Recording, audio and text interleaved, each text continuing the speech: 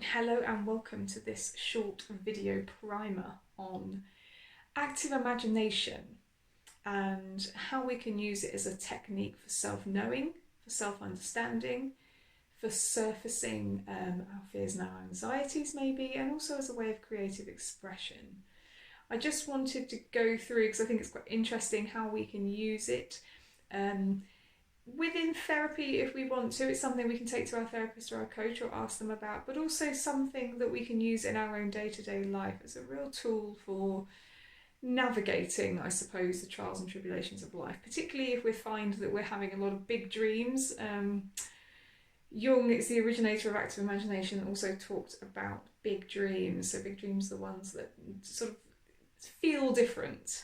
You wake up and you think, yeah, I've learned there's something in that. Rather than your sort of regular run-of-the-mill dreams. So we can use active imagination to work with the dreams that we have while we're asleep in a waking sense, and I'll come to that. So I thought I would say a little bit about what it is, where it comes from, how you can use it, how you do it, and I can also tell you a bit about my own experience with it. So as I say, it comes from Carl Gustav Jung, who was a Swiss psychoanalyst of introvert-extrovert fame. And he really came up with this idea of a way of getting into a meditative state to engage with the images that sort of live, the symbols and images that live within the unconscious. And he saw active imagination as a technique which he developed around 1913 to 1916 as a way of bridging between our unconscious, our psyche, and our waking conscious lives. So whilst he formulated this, as I say, in the early sort of 1900s while he was practicing, what's underneath it in terms of imagination is something that's really shared in other traditions. So it's not just a Western thing. If you look at, for example, shamanic journeying, it also has some elements of this which are very similar, and there's also similar practices in the Islamic tradition. So active imagination is a way of using the organ of imagination as a way of bridging the unconscious and conscious, as I say. It's a method, if you like, of creative thinking. And it's based on this idea that symbols and images live within our unconscious, and that we can engage with them and learn something about them as free moving symbols and images, as well as sort of learning something about ourselves. And in doing so, perhaps not just learn something about ourselves, but also reduce the dreams that we're having at night, which can be seen as a message of something that we need to sort of feel and experience. And until we've engaged with them in our conscious waking lives, they're going to plague us. So active engagement is engagement with the natural symbol or image making function of the mind that has an impact on our day-to-day lives unconsciously. And he believed that sort of by observing our continuous flow of images within the imagination, we can really get access to our own inner lives. And as I say, we know this through dreams, but in active imagination, we're actually doing this through a more meditative, relaxed state. So we can use it for creative purposes. We can use it for working out our conflicts, our fears, and our anxieties. We can do it to connect us to a deeper sense of ourselves in the world. And by looking at them, we can see more clearly at the whole sort of landscape of our lives and what's going on in order to make different decisions, perhaps make different choices and open up new possibilities. So it's really an active engagement. It's not a passive observation. So whereas you have a dream, which is very passive and it sort of happens to us, this is more like lucid dreaming, but you're actually awake.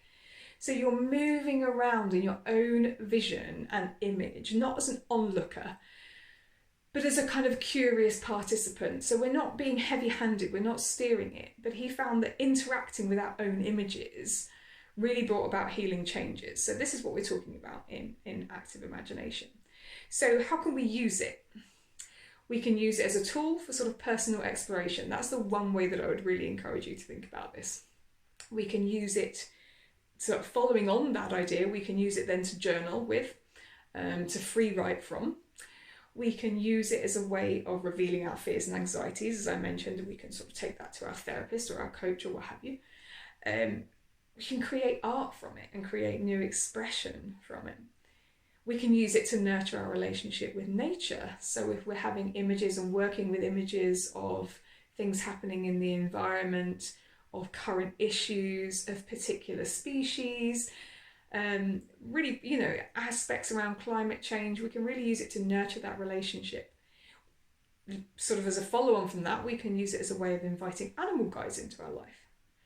We can use it in our work around awareness and healing. We can use it for tapping into our broader ecological sense of self in the world and collective consciousness. We can use it as a route to spiritual encounter. So it really spans everything from sort of creative imagining through to troubleshooting. And whilst it's really about surfacing our own images and symbols, we also need to be aware of the unvoiced influence, if you like, of the collective unconscious. So that means that this is a tool that's very powerful and very positive, but it can also be very potent, and we can get stuff coming in that's perhaps coming to us from the broader environment, which is why it's great as a therapeutic technique. And sometimes we surface things that aren't always comfortable. So this technique comes with a caveat. So it has a lot of sort of purposes, and we can use it in a lot of ways. Other tools that you might be familiar with, for example, hallucinogenics, trance states, dance, tarot cards and the occult. These are all sorts of ways that people elicit self-knowing and finding other things out about themselves. And active imagination is just one of those ways. And as I say, we can take it in quite a spiritual direction, or we can take it in a much more secular direction. And so my way of doing it is a lot more sort of, it's somewhere, I guess it probably sits somewhere in between. I think of it as being quite grounded and pragmatic. But I really use it as a tool for exploring things that come up in dreams that I find unshakable, images that come to me, themes that are preoccupying me. So how do you do it? That's an important one. So really you need to decide whether you're going to work with an image from a dream that you've already had, perhaps a recurring dream that keeps coming back to you, or whether you're going to enter the relaxed state and actually see what comes. You can also use a sort of an unshifting feeling that's really sticking around and you're not sure why, a sense of kind of being out of sorts. You can use a particular frustration or pain that you're having. So you can really use anything, and I would really say that when you're first starting out, it's easiest to use and probably most interesting for you to use an image that's coming to you anyway in your dreams, because this kind of gives you something to really start with. So that's a really good way of using it. So if you're noting that things are coming up, perhaps images, people, certain feeling states or symbols, motifs, these are all the kind of things you can take into this. So it's about taking that step further in the image towards an active imagining, not just a passive onlooking of a dream. So what we want to do first of all to sort of bridge these gaps is to get into a really nice, deeply relaxed state. Some people call it an altered state, but really you can think of it as a meditative state, the sort of state you might get into in sort of Shavasana and yoga. If you're, I was just looking at my cat, in a very calm, relaxed state. You can sort of count yourself down, you can use music, you can use breathing techniques, obviously really important. All of these might be important. I would encourage you to, if you're going to use music, use something very neutral so that it doesn't influence your thoughts too much. You don't want lots of words and things that are particularly leading. So something very gentle. And we're just aiming to get into that state of deep relaxation, a state of almost reverie, as you might be able to think of it. So you sort of get into that place, most often I would say lying down with your eyes closed. Obviously you don't want to fall asleep, so again being very mindful that you are in that active, still conscious state, and if you feel yourself falling asleep, bring yourself back. And when we're in that state, that's when we invite the images to come. So if we're not using any image, we can just wait. If we're using an image, this is when you're just going to be bringing it to mind. You've got your eyes closed, you're bringing the image to mind. And you're just letting that sort of take a little bit of shape. and you're recalling the kind of the feeling or the story or the vision from the dream, and just allowing your thoughts to stay on those images and sort of move around. And then we're really letting them change and we're letting them manifest into whatever they become. So this is the aim of active imagination. It's not to really try and maneuver the vision in a very strong and controlling way. We're not manipulating it in that way. We're really entering into quite a realistic fantasy, as if we're going back into the dream, but we're taking a more curious process. So we might want to ask some starter questions, such as, sort of in that relaxed state, what is my preoccupation right now?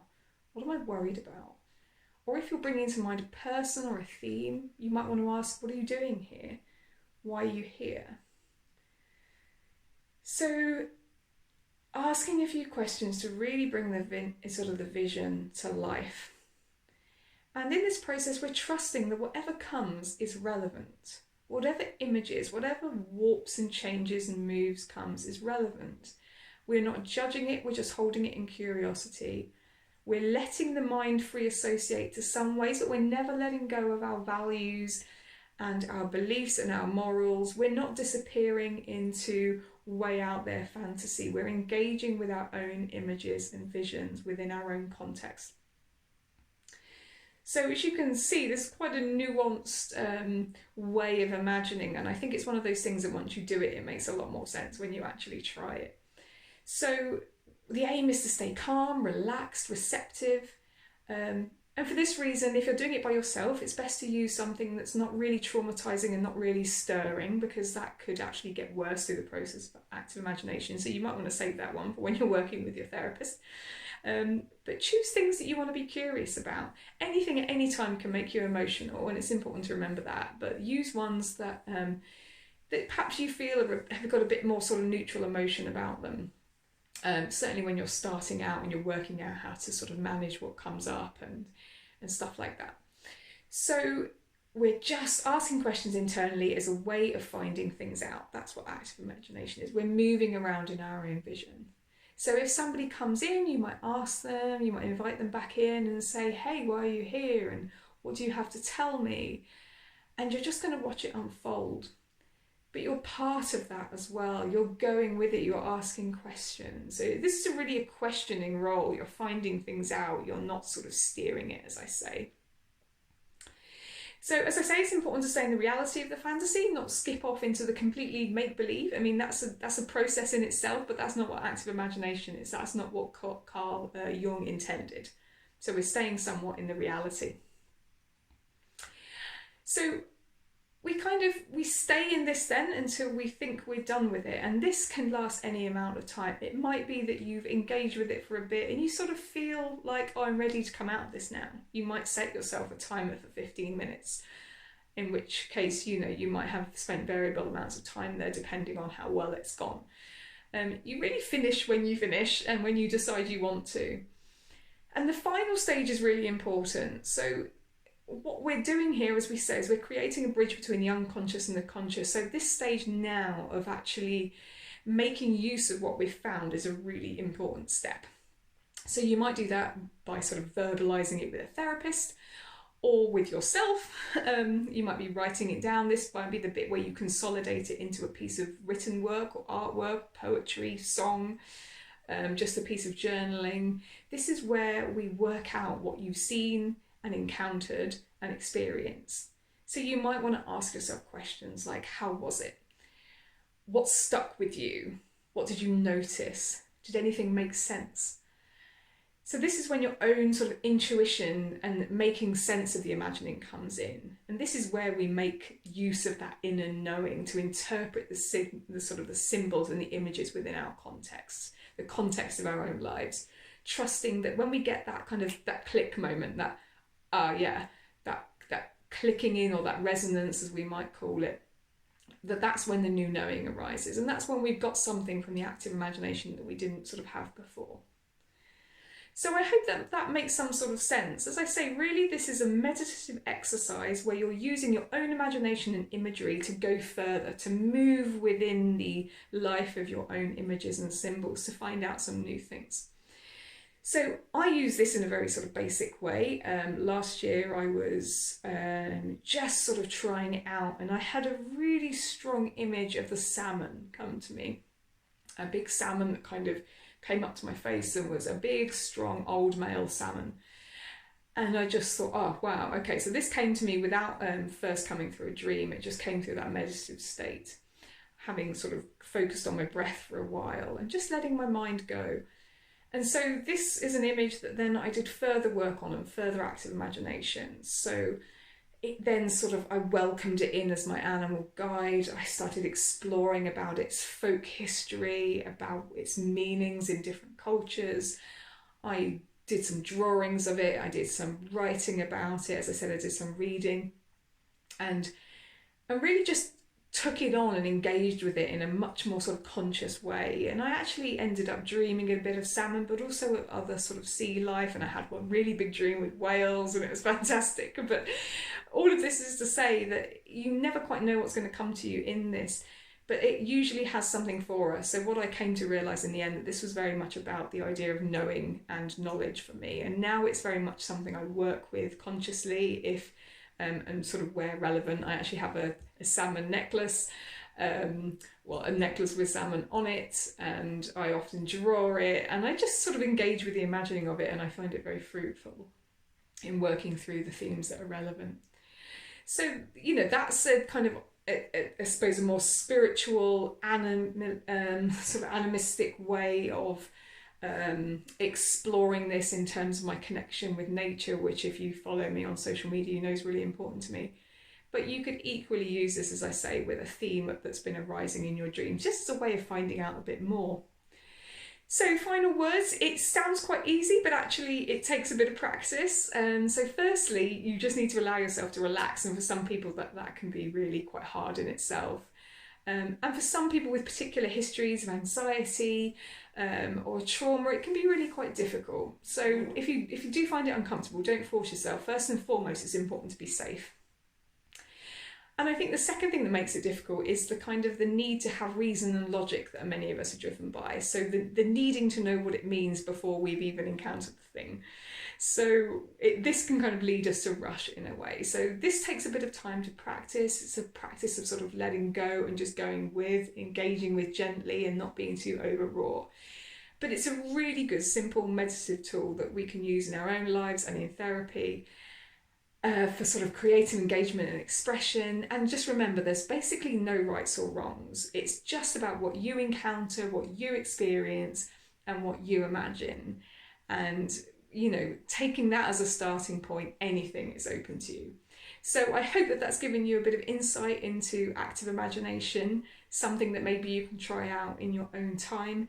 And I'd be interested in hearing if any of you use it, and if so, how